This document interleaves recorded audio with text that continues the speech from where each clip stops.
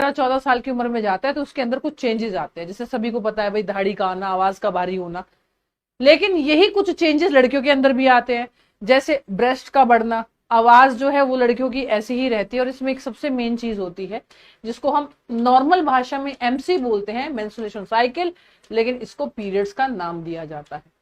ठीक है, तो लड़कियों में पीरियड्स होते हैं, लड़कों में एक आवाज का बदलाव आना, दाढ़ी का बनना और स्पर्म का बनना, शुक्राणु का बनना, ये इनकी प्यूबेरिटी एज कहलाया जाता है। ये इनकी वो उम्र कहलाई जाती है जिनमें एक लड़का और एक लड़की में बदलाव आने शुरू होते हैं। और ये ऑब्वियस सी बात है, सारे जो बदलाव शरीर में आते हैं ये हार्मोन्स की वजह से ही आते होंगे। अब मैं आपको अगली बात बताती हूँ कि ये मतलब, चलो अब लड़कों की बात तो हो गई खत्म, कि जाहिर सी बात है प्यूबर्टी एज है तो लड़के और लड़की में चेंज आता है। ये जो मां बनने वाला कॉन्सेप्ट पीरियड के साथ जुड़ा जाता है, ये है क्या? सबसे पहली बात तो ये कि अगर किसी भी लड़की को पहली बार पीरियड्स आते हैं तो उसको हम लोग मिनार्की कहते हैं।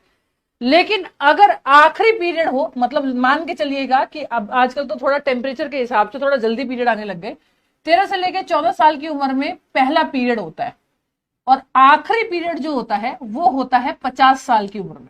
50 से मान लीजिएगा 50 से लेकर 55 साल की उम्र में ये आखिरी एंड टाइम होता है पीरियड का। पीरियड जो होते हैं वो एक्चुअल में एस्ट्रोजन हार्मोन्स की वजह से होते हैं।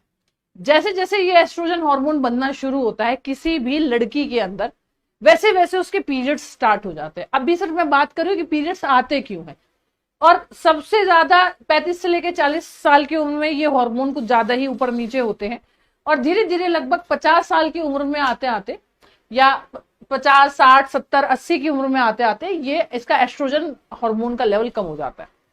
अब ये तो मैंने कुछ ज्यादा ही पढ़े लिखो लोगों वाली बात कर दी, एस्ट्रोजन हार्मोन कहते हैं। अभी भी आप मुद्दे पे नहीं आ रहे हो, मैं मुद्दे पे आने लग रही हूँ कि भाई बात क्या है, होता क्या है। लेकिन लड़कों को इसे देखना जरूरी है। देखिए, मुद्दे की बात मैं आप लोगों को बता देती हूँ। यहाँ पे सभी को पता है कि एक तरह का कुछ हमारे पास होता है, फीमेल के तरफ पास में एक कुछ होता है जो किसी भी मेल के पास में नहीं होता, और वो होता है यूट्रस, जिसमें बच्चा रहता है।